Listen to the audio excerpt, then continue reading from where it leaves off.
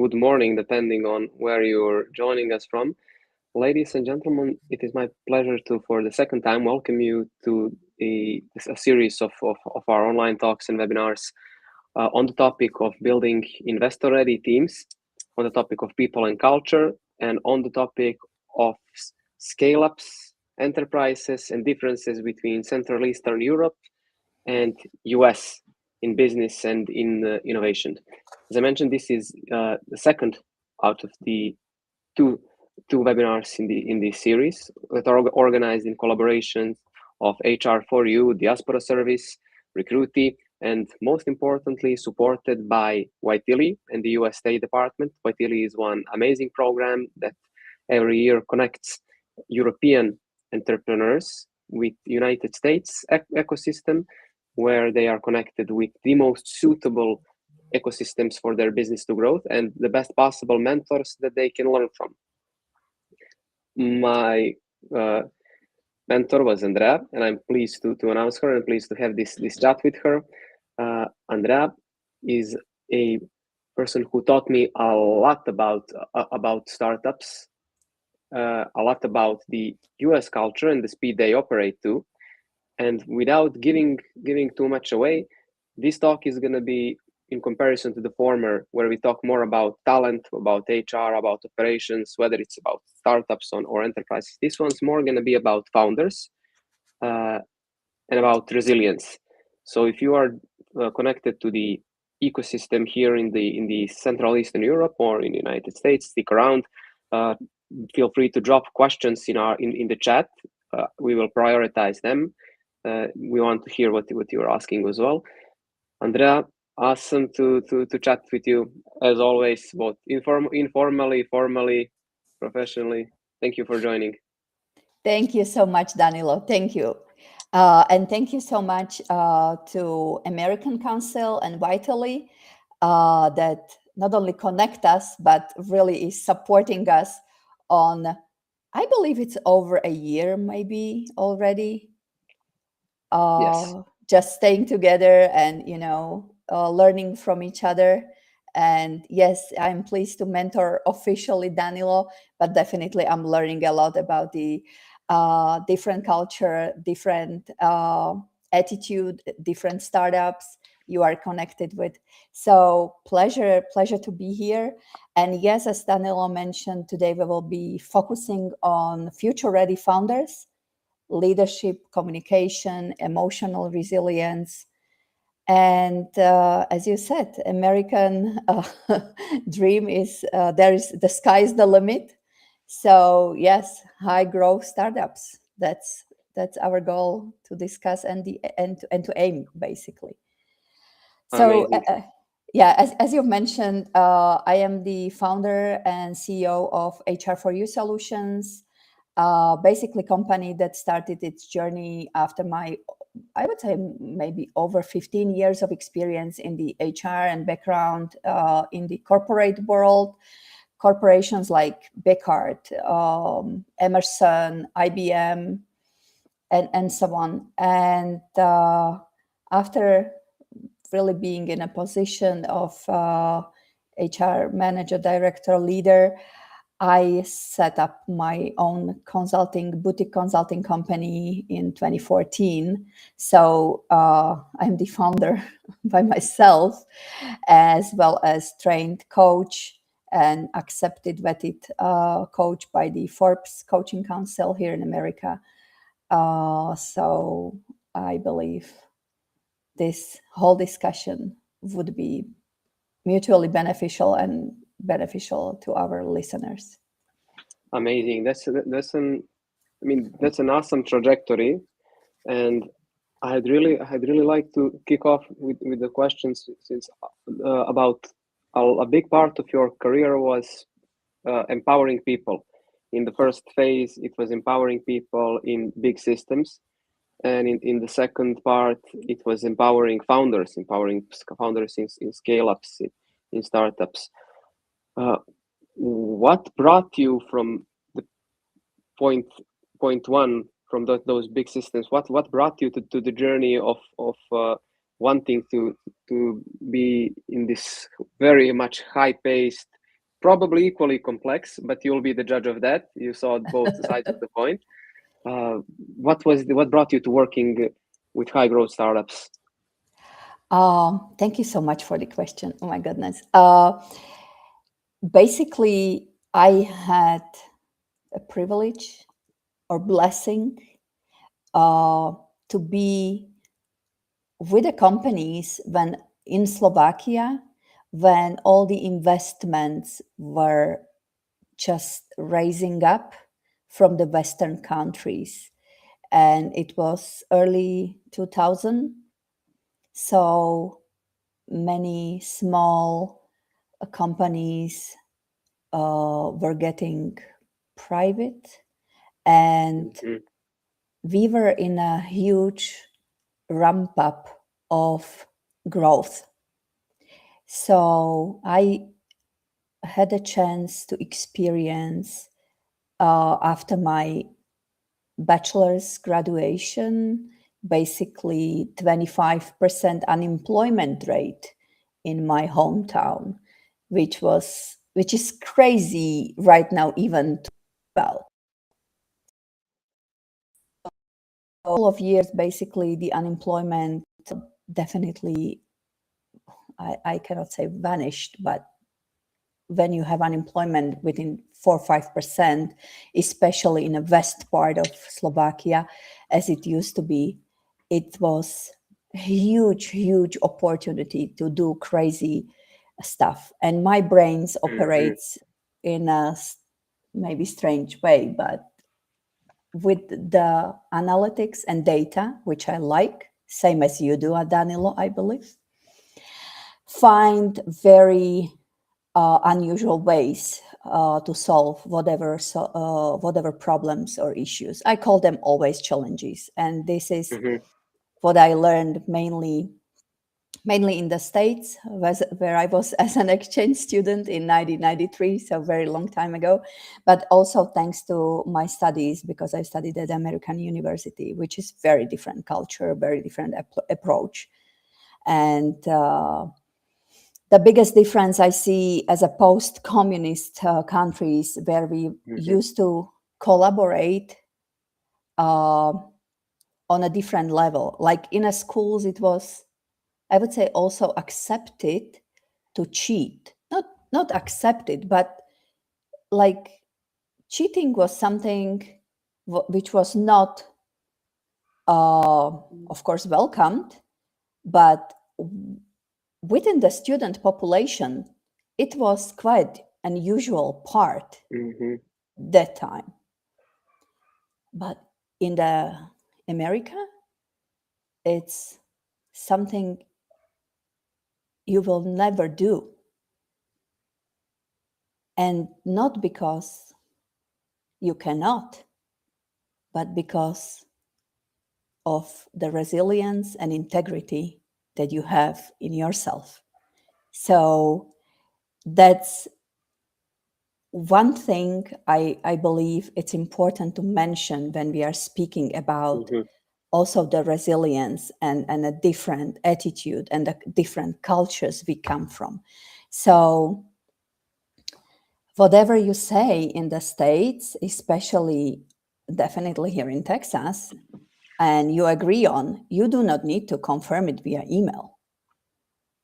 But I have the feeling that in Central Europe, it's still kind of, yes, it's a must. I would share an interesting. I wouldn't say I would challenge any part of that, but share an potential explanation. Having gone through both the Central Eastern European socialist, outdated education system, and also the Western, not American, but the United Kingdom. And I see the Western. I do see the approach as empowering students and encouraging collaboration in forms of joint projects, collaborations, and etc. With Central Eastern Europe, in our education system, you are discouraged from making a mistake, and there is no form of collaboration. The only form of collaboration that exists is cheating.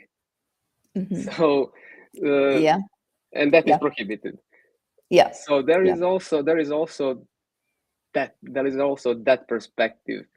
But I do agree for the resilience, but resilience has quite to and do with not being discouraged from making the mistake.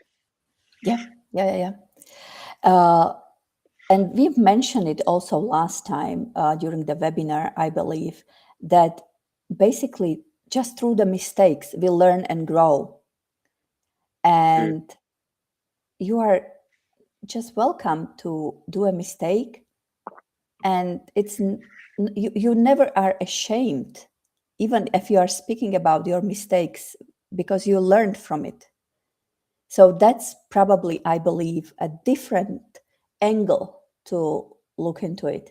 And I understand that this might seem a weird starting point of our discussion, but it's very much introduction that can help our founders, especially in Eastern Central Europe region, to adapt for the American culture and their growth that they are aiming to. I would like to add a very interesting LinkedIn post that I engaged with a couple of days ago. It's so much connects with a lot of your points, and I'm interested to hear your thoughts about it. Uh, One professional here from Montenegro, which I follow, Mhm. posted on LinkedIn his elaboration, a very strong critique for the startup ecosystem, which started off as a startup or a social category.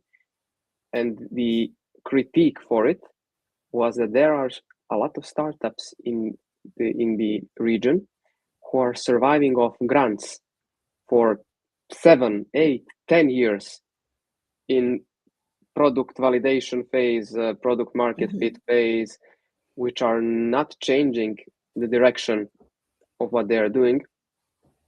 And most of them honestly run agencies of their own, or work full time in some corporate, uh, but still receive incredible lot of grants. And that was his critique. And I'm curious of how would you what do you think about that phenomenon? Was Slovakia is ahead of Montenegro, definitely. Was there a time in Slovakia where the ecosystem was in that phase, or are we just special regarding that? Very interesting question, Danilo. And since I do not have the data, Mm. it's difficult for me to judge or to really compare, because it's I believe, it's difficult to really generalize the ecosystem itself. But definitely what I can compare in general is the uh, environment surviving on, let's say, as you said, grants and fundings, because the grants and the funding in Europe, it's, I would call, peanuts compared to American investment into startups. And uh, as we started the discussion with not really a nice angle, putting European founders or European education system in a nice angle. On the other side, Europeans are always 100% ready with their product or service before they enter the American market. So it's on the other side, very nice, like, advantage for the Europeans to get all these fundings and get all these, let's say, comfort zone Mm-hmm. to have the product ready before it's starting, or entering the big markets like US. So that's why I really like to work with the American uh, ambitious and drive, Mm-hmm. but be backed up with the European 100% technically ready Mm-hmm. solution. Got it. That's a match made in heaven then. Yes, that's matchmaking in heaven. Yes, exactly. But that's why also like bringing the European startups to the America and the innovations, uh, it's fantastic for the not only founders but also the investors, because they know that the product and the service coming from Central Eastern Europe is 100% ready. It's verified in the market. It's well developed, and they can really just start to sell it. They Hmm. do not, we do not need to do that many adjustments, maybe sort of like cultural, language, or like communication wise, but definitely is like much more ready than the innovation developed just in the States. That's awesome points. I also do feel like it has a lot to do, as you mentioned, with the comfort zone. And even though it has a strong side, investing so much into product development and having 100% ready product, that doesn't that make it harder to pivot later, not just technically but emotionally as well? Oh yeah, yeah, there might be a challenge, definitely. That's why we wanted to talk today about the future-ready leaders and basically who is future-ready leader. Yeah, let's define it. You are a leader by yourself. How would you define future-ready leader? Mm, I like to always go back on the psychometrics on data and look through that Mhm, lens. It's a professional background. And if you're also 100% sure that you're familiar with the Big Five model, the one that has personality traits, openness, the mhm, degree to which the person is open to new ideas, is creative, conscientiousness, that's sort of a industriousness, the degree to how much the person is systemized mhm. versus flexible and spontaneous. If they're too spontaneous, they cannot uh, execute and work in a system. If they're extremely conscientious, they're probably boring. Yeah, yeah. The third one, extraversion, introversion, very people, a lot of people know about it already. No need to explain that one. Agreeableness Mhm, is the person on one end ready to have a compromise, mhm. or on the other end, are they prone to conflict? And the fifth Yeah. one is neuroticism, or if you just recode it, that's actually emotional resilience. So I believe I listened to Mark Andreessen from Andreessen and Horowitz on a podcast with Lex Friedman. I think he was talking about the same things about how founders usually the ideal founders should have a high end score, or low end score, high emotional resilience. So the ability to handle rejection, frustration, failure, Yes. pivoting, even though you invested a lot of time into your product. Of course, high C score, conscientiousness, because you have to work 12 to 14 hours a day. Mm, Ideally, if we're speaking about a CEO, ideally they should have higher but not too extreme openness.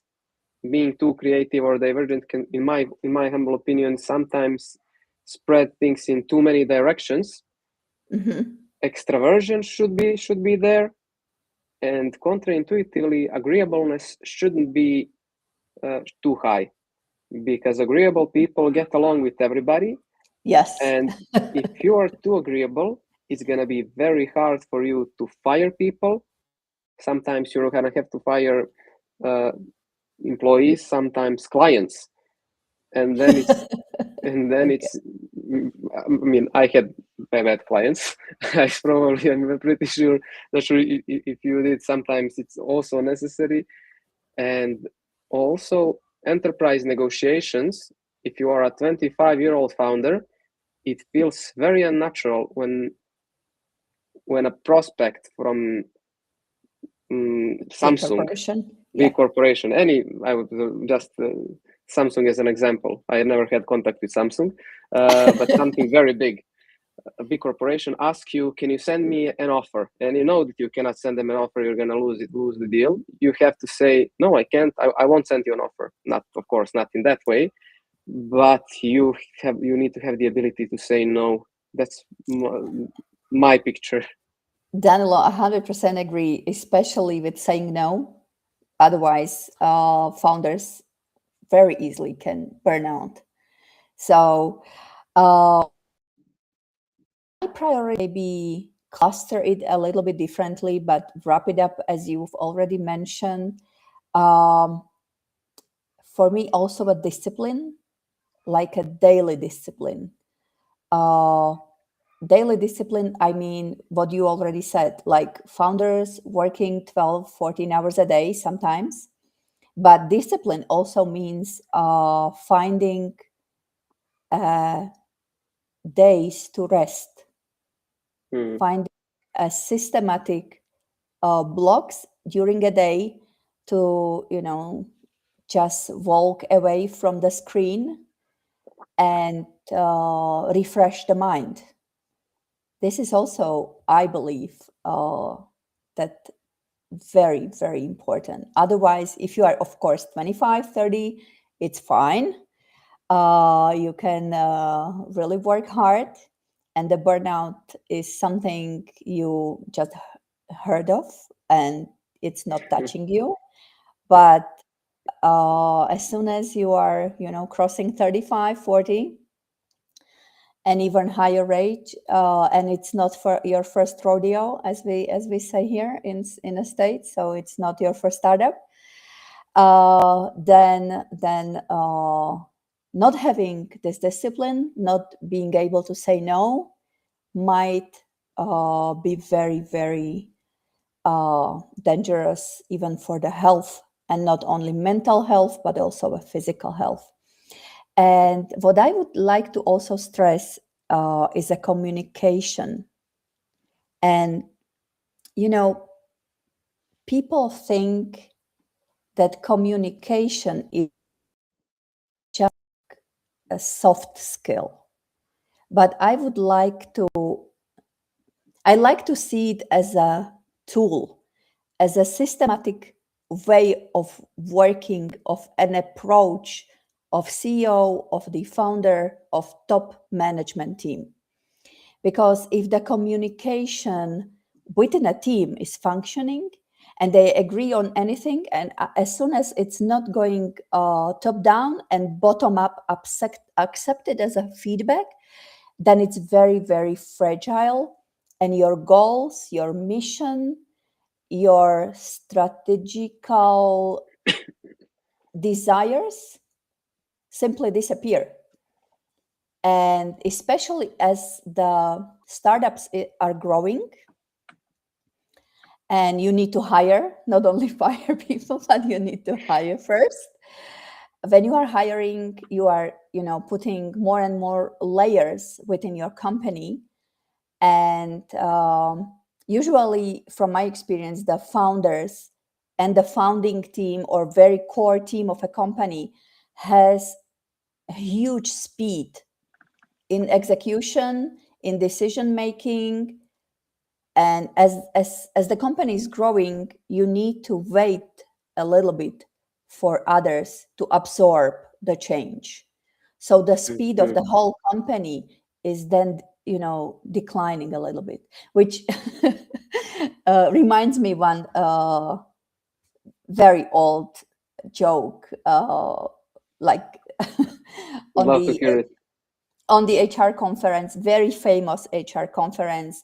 One of the keynote speaker was CEO of a big corporation, and after his, keynote speech, everybody impressed, huge applause, and the lady in the first row just raised the hands and that she has a question, and she's just asking, maybe I have a stupid question, but I really want to know how many people are working in your company. And the CEO just steps one little step back and thinks, and then he replies, I believe, and I really hope at least 50%. Nice one. Got it. So this is a reality what we are facing as the company is growing. So, and I wanted to maybe exaggerate a little bit, but really turn attention of the founders in this way, that really you need to think that the employees you are hiring,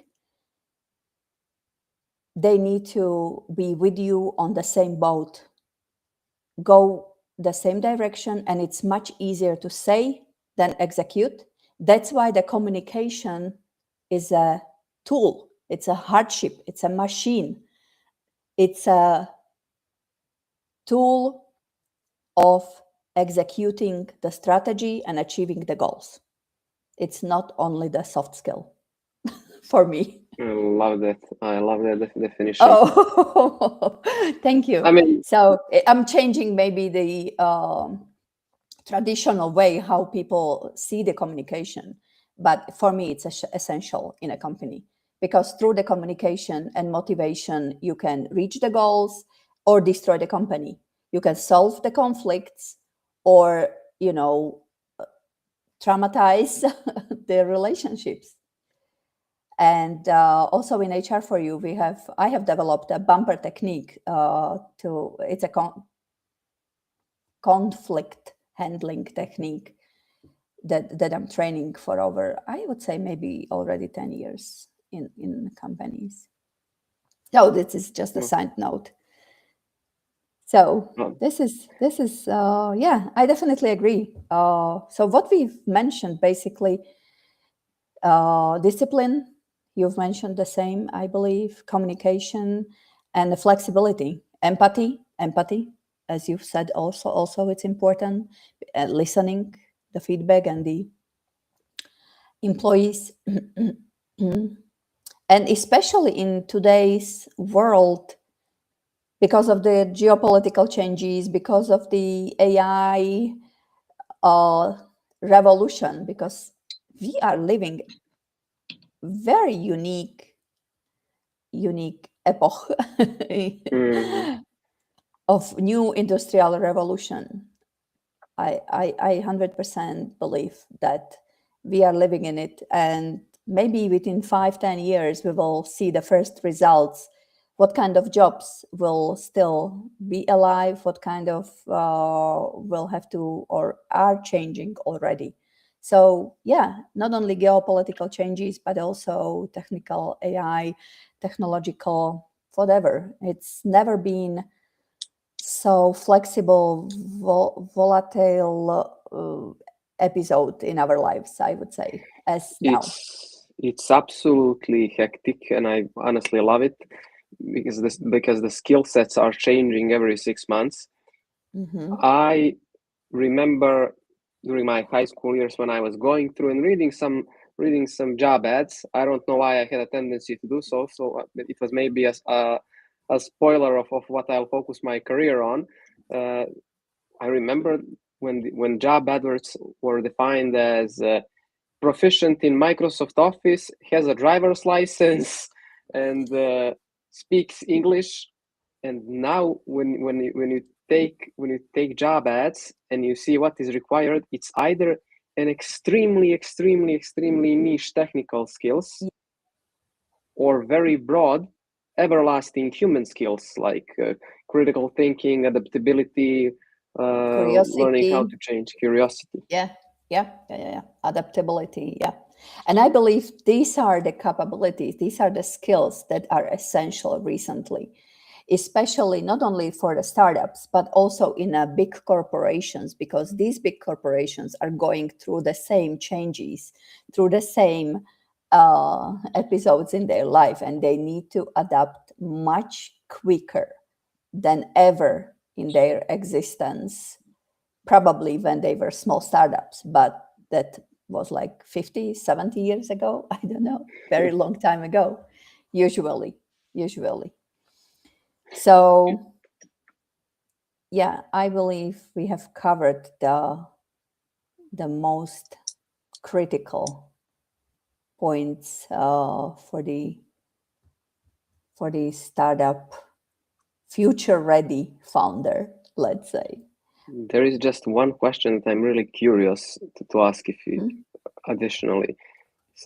To get back to one of your points, I wrote it down. We went through the differences in execution speed, in the way that founders culturally accept mistakes, and the focus on execution versus the focus on product. But now when I think about it, I'm really curious to hear your thoughts and experience with the communications and leadership in handling the team.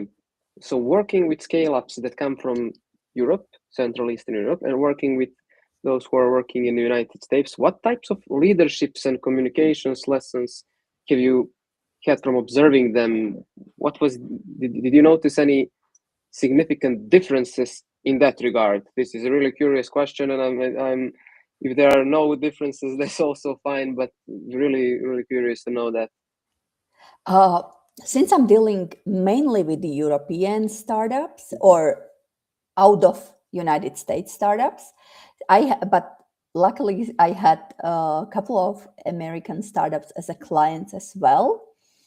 There is a big difference, and the big difference is not only way of communication, but also readiness to sell, Mm-hmm. which means that I can give you maybe just example. The startup has in the States idea maybe printing the shirts, Mm-hmm. and it's Monday, he starts to sell it. He doesn't have a printing machine for the shirts, but he's already selling it. He will find the first customer, immediately buys the printing machine for the shirts, and will deliver to the first customer. So the sales is before the actual product or service exists. The sell Just first, the mentality. that's also a mentality, but also mapping the needs of the market, testing it in a real life. If it's the product or service that will be successful on the market before, so like learning by doing in a real life. I have the feeling that especially Central Eastern European founders are playing on the small playgrounds in their own small countries because they are small boundaries, small communities, and they think that they need to have 100% ready product, which is 100% accepted by the local market. And they do not realize that anyhow they will have to adapt for a new culture, for a new market. So that's why I'm always encouraging them, like, waste of time, waste of money. If your dream is to come to the States, just go for it. Go for it as soon as possible, and you need to, of course, raise the capital. The grants from the European Union will definitely not cover the cost, because the sales team or sales guys basically cost the highest portion of your budget. So you Mm-hmm. need to get ready for the America with external funding from the States, and don't wait. So I don't know if I answered your question, but this is the biggest difference I see. Once you break down your perspective like that, it you see a lot of things differently. I know that pivoting was the best decision that we ever made. Mm-hmm. And once you say to yourself that one angle doesn't work, I think then you're more ready to accept that sell first, build later mentality. You're not selling a product; you're growing a business. There's a very big difference in that in those two starting points. Yes, 100% agree. Yeah. So you want to grow the business. You do not need to have a perfect product. The product will Absolutely. evolve with your desire. 100%.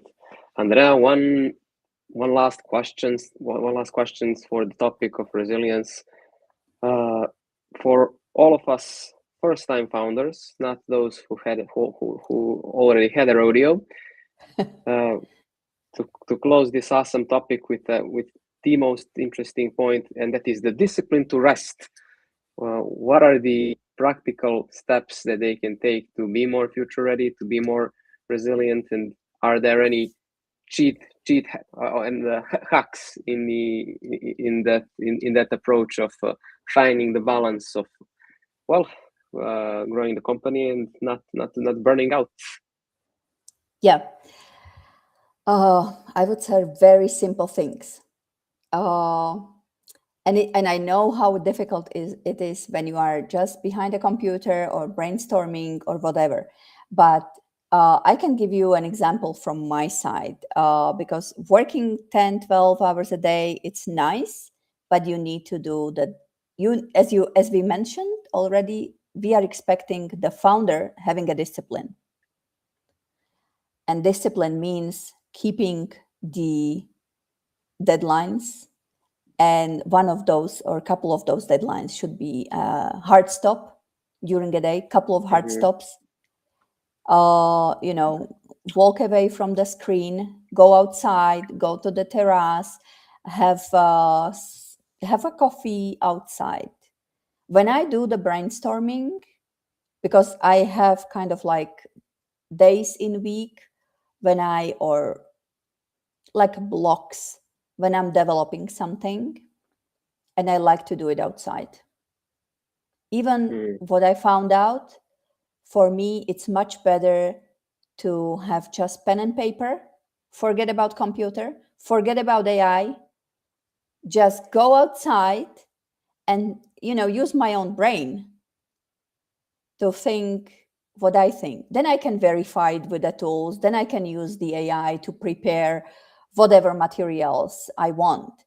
But I am calling everybody back to basics, back to essential elementary thinking, human to human. This is what I prefer. And yes, let's use the tool, but still we need a human touch. We need, not only resilience, but all the values, ethics, and culture, especially when we want to grow the business within our own integrity.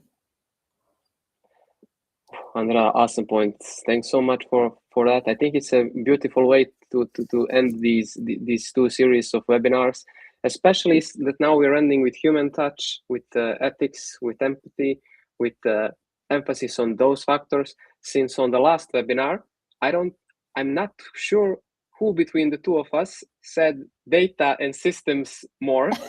I think we should. I think Jovan should include a count on it to see how many times we iterated on that point, which is very, very, very important point. But now that we covered that part, systems, technology, and that approach, ending it with human touches, I believe very poetic and suitable to our chats. It was an absolute pleasure to be involved in these chats, in this project with you. Again, thanks so much to Waitili, to American Council for the support and for bringing us together in the first place. To everybody listening, thanks so much. Feel free to engage with me and Andrea on LinkedIn. And yeah, we'll, of course, stay in touch. Definitely. Thank you so much, Danilo. Thank you for your team, for your support. And thank you to Whiteley and American Council. Thank you, guys. Amazing. Talk to you later. Enjoy.